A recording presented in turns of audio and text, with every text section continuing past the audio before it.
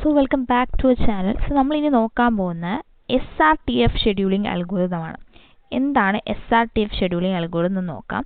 ഈ നമ്മൾ നേരത്തെ പഠിച്ച SJF ഷെഡ്യൂളിംഗിന്റെ ഒരു പ്രീഎംപ്റ്റീവ് വെർഷനാണ് ഈ SRTF.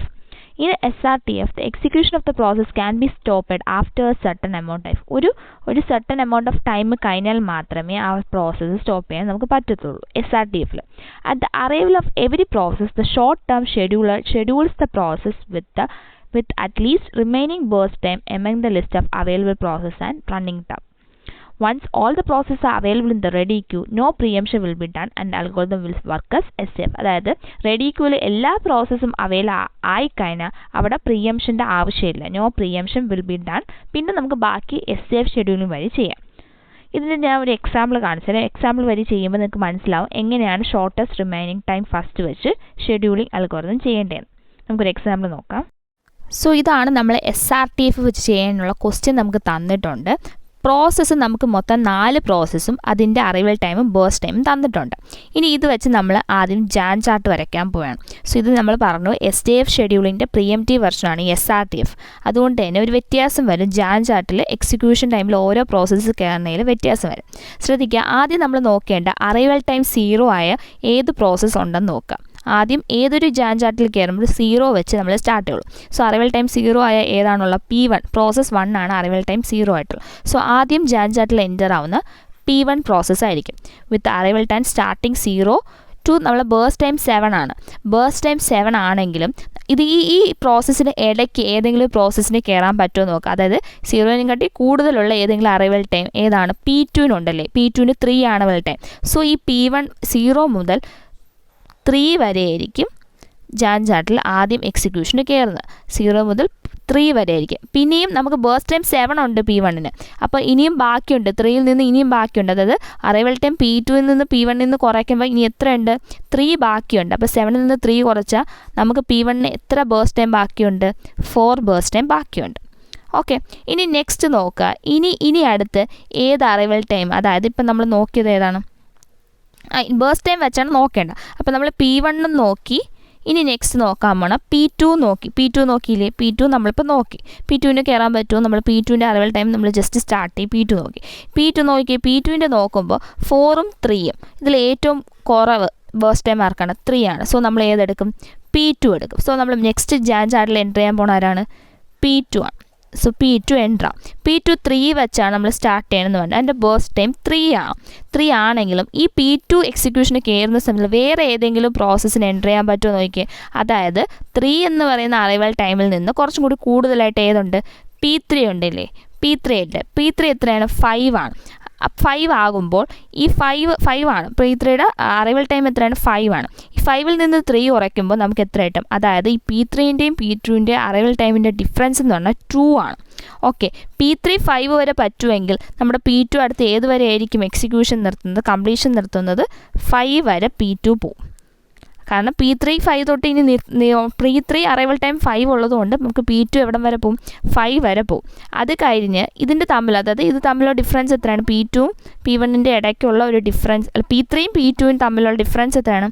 2 ആണല്ലേ. 2 ഉള്ളതുകൊണ്ട് ഇനി നമുക്ക് P2-ന് എത്ര ബാക്കിയുണ്ട്? 3 - 2 1 ബേഴ്സ്റ്റ് ടൈം ബാക്കിയുണ്ട്. അത് ഒന്നും കൂടി നമുക്ക് ജാൻ ചാർട്ടിൽ എക്സിക്യൂഷൻ ഒന്നും കൂടി നമുക്ക് പോകാൻ പറ്റും.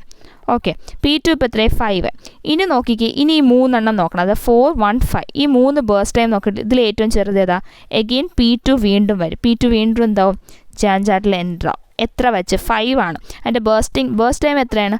1 ആണ്. അപ്പോൾ 5 + 1 6. അതോടെ നമ്മുടെ P2-ൻ്റെ എക്സിക്യൂഷൻ തീർന്നു. കംപ്ലീറ്റ്. എങ്ങനെ മനസ്സിലായി? ബേഴ്സ്റ്റ് ടൈം കുറഞ്ഞു വരും. ഇടയ്ക്ക് ഏതെങ്കിലും ഒരു പ്രോസസ്സ് കയറുന്ന സമയത്ത് അതിൻ്റെ അറൈവൽ ടൈം കുറച്ചിട്ട് ബേഴ്സ്റ്റ് ടൈം എന്തെയും കുറഞ്ഞു വരും. അപ്പോൾ ഇവിടെ ബേഴ്സ്റ്റ് ടൈം 6 P2 വെച്ചത് കംപ്ലീറ്റ് ആയി. നെക്സ്റ്റ് ഇനി നോക്കുക. ഇനി നമുക്കുള്ള 4 ഉണ്ട് 5 ഉണ്ട് 2 ഉണ്ട്. ഇതിൽ ഏറ്റവും കുറഞ്ഞ ബേഴ്സ്റ്റ് ടൈം ഏതാണ്? 4 ആണല്ലേ. 4 ആണ് നെക്സ്റ്റ് ഇനി നമ്മൾ ജാൻ ചാർട്ടിൽ എൻ്റർ ചെയ്യാൻ പോകണം. സോ P4 എൻ്റർ ചെയ്യാൻ പോവാണ്. P4 എൻ്റർ ചെയ്യുമ്പോൾ P4-ൻ്റെ ബേഴ്സ്റ്റ് ടൈം എത്രയാണ്? 2 ആണ്. ഈ P4 എൻ്റർ ചെയ്യുന്ന സമയത്ത് തന്നെ വേറെ ഏതെങ്കിലും, അതായത് അറൈവൽ ടൈം 6-നെ കാട്ടി കൂടുതൽ ഏതെങ്കിലും ഉണ്ടോ? ഇല്ല. ഇല്ല, P4 ആണ് ഇനി ലാസ്റ്റ് ആയിട്ട് ഉള്ളത്. സോ P4 അറിയേണ്ട ഇനി P4 തൊട്ട് നമുക്കിനി SJF കണ്ടിന്യൂ ചെയ്യാൻ പറ്റും. സാധാരണ നമ്മൾ ജോബ് ഷെഡ്യൂൾ നമ്മൾ നോക്കുന്ന പോലെ ചെയ്യാൻ പറ്റും. ഇനി P4 നോക്കിയേ, P4 6 ആണ് അറൈവൽ ടൈം, അതിൻ്റെ ബേഴ്സ് ടൈം എത്ര 2. സോ ഇനി സാധാ P4 വരെ ഇനി ഉള്ളൂ. P4 ഇനി വേറെ ഏതെങ്കിലും പ്രോസസ്സ് കയറാൻ പറ്റാത്തതുകൊണ്ട് നമുക്ക് ഇത് വെച്ച് നമ്മൾ പ്രിയംഷൻ നിർത്തുകയാണ്. സോ ഇനി നമ്മൾ നോക്കാൻ പോകുന്നത് ബേഴ്സ് ടൈം എത്ര 2. അപ്പോൾ 6 തൊട്ട് 8 വരെ P4 പോകും. P4 അവിടെ കംപ്ലീറ്റ് ആയി കഴിഞ്ഞു. ഇനി P4 പോകണോ? വേണ്ട, 2 മൊത്തം എടുത്തു. 6 + 2 8. ഇനി നെക്സ്റ്റ് നോക്കാൻ പോകുന്നത് ഏതാണ്? നമുക്ക് BT, അതായത് ബേഴ്സ് ടൈം 4ഉം 5ഉം ഉണ്ട്. ഇതിൽ ഏറ്റവും കുറവ് ഏതാണ്? P1 ആണ്. സോ നമ്മൾ നെക്സ്റ്റ് എടുക്കാൻ വേണം P1. ഇനി നമുക്കിത് മൊത്തം എടുക്കാം. P1 മൊത്തം എടുക്കാം. P1 മൊത്തം എടുക്കുമ്പോൾ ബേഴ്സ് ടൈം എത്രയാണ്? 4. അപ്പോൾ P1 വീണ്ടും ഗ്യാൻ ചാർട്ടിൽ കയറുമ്പോൾ 8 + 4 12 വരും. ഇനി നെക്സ്റ്റ് നമുക്ക് ലാസ്റ്റ് ഏതാണ്? P3 ആണ്. P3 ഗ്യാൻ ചാർട്ടിൽ കയറുന്നു. P3 എത്രയാണ്? ബേഴ്സ് ടൈം 5 ആണ്. അപ്പോൾ 12 + 5 17. P3യുടെ എക്സിക്യൂഷൻ കംപ്ലീറ്റ് ആയി. ഇങ്ങനെയാണ് ഗ്യാൻ ചാർട്ട് SRTFൽ പ്രിയംഷൻ വരി ഫോം ചെയ്യുന്നത്. ഓക്കെ, സോ നമുക്കിനി SRTF ഷെഡ്യൂളിങ്ങിൻ്റെ ടേബിൾ ഫില്ല് ചെയ്യാം. നമ്മൾ നേരത്തെ STFൽ പഠിച്ച പോലെ തന്നെയാണ് 9 കോളം ഉണ്ടാവും.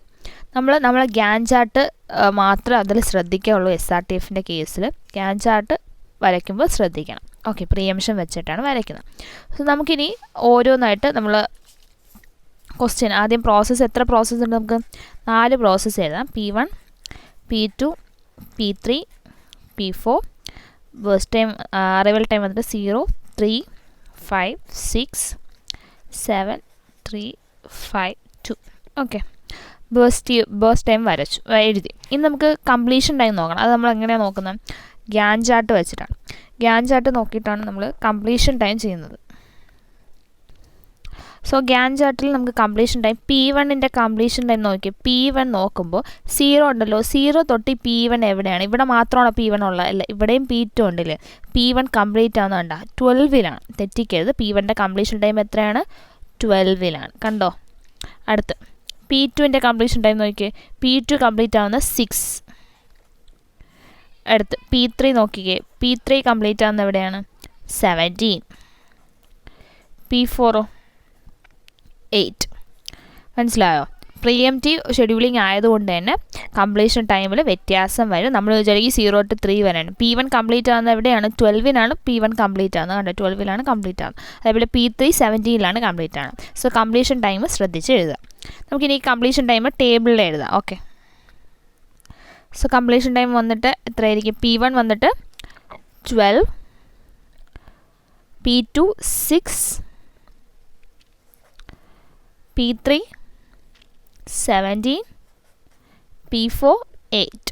ഓക്കെ, കംപ്ലീഷൻ ടൈം നമ്മൾ എഴുതും. ഇനി നമുക്ക് എഴുതേണ്ടത് ടേൺ അറൗണ്ട് ടൈം. നമ്മൾ എങ്ങനെയാണ് ടേൺ അറൗണ്ട് ടൈം കണ്ടുപിടിക്കുന്നത് നോക്കാം.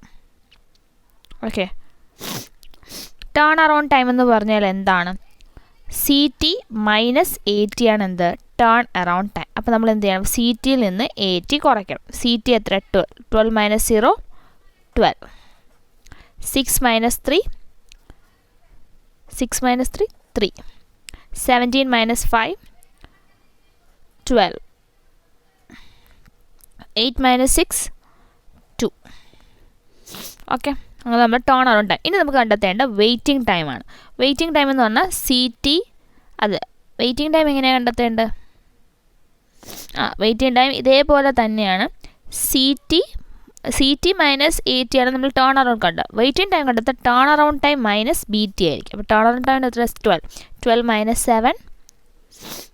- 7 5. 3 - 3 0. 12 - 5 7. 2 - 2 0. മനസ്സിലായല്ലോ? TAT - BT ആയിരിക്കും WT. ഇനി RT, അതായത് റെസ്പോൺസ് ടൈം. റെസ്പോൺസ് ടൈം നമ്മൾ കണ്ടെത്തേണ്ടത് ഗ്യാൻ ചാർട്ട് വരെയാണ്. അതായത് കംപ്ലീഷൻ ടൈം ഉണ്ടല്ലോ, അതായത് സ്റ്റാർട്ടിംഗ് ടൈം മൈനസ് ഇതായിരിക്കും. അപ്പോൾ ഇതിൽ ആദ്യം P1ൻ്റെ നോക്കാം. P1ൻ്റെ സ്റ്റാർട്ടിംഗ് ടൈം എന്ന് പറയുന്നത് 0 ആണ്. 0യിൽ നിന്ന് 12ലാണ് എൻഡ് ചെയ്യുന്നത്. 0 മൈനസ് അറൈവൽ ടൈം. അതായത് P1ൻ്റെ അറൈവൽ ടൈം എത്രയാണ്? 0 തന്നെയാണ്. സോ 0 - 0 0 തന്നെ നമുക്ക് കിട്ടും. അടുത്ത് P2ൻ്റെ അറൈവൽ ടൈം എത്രയാണ്? P2ൻ്റെ അറൈവൽ ടൈം വന്നിട്ട് അറൈവൽ ടൈം അല്ല, കംപ്ലീഷൻ ടൈം. കംപ്ലീഷൻ അല്ല, സോറി, സ്റ്റാർട്ടിംഗ് ടൈം. P2ൻ്റെ സ്റ്റാർട്ടിംഗ് ടൈം 3 ആണ് അല്ലേ. So 3 - AT. AT എത്രയാണ്? 3. 3 - 3 അതും 0.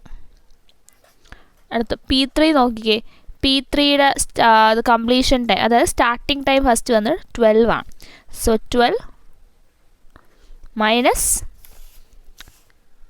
5 ദാറ്റ് ഈസ് 7.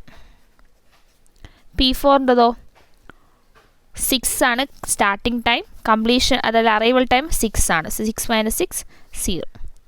സോ ഇതാണ് നമുക്ക് കിട്ടിയ റെസ്പോൺസ് ടൈം. റെസ്പോൺസ് ടൈം നമുക്ക് ഫില്ല് ചെയ്യാം. P1 എത്രയാണ്? 0, P2 0, P3 7, P4 0.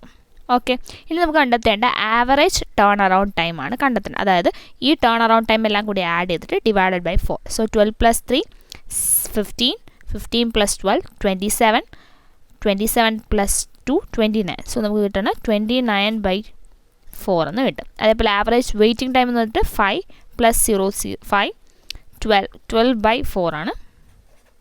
12/4 എത്രയാണ്? 3 ആണ് ആവറേജ് വെയിറ്റിംഗ് ടൈം. മനസ്സിലായോ? ഇങ്ങനെയാണ് SRTF ഷെഡ്യൂളിംഗ് ചെയ്യേണ്ടത്. ഓക്കെ.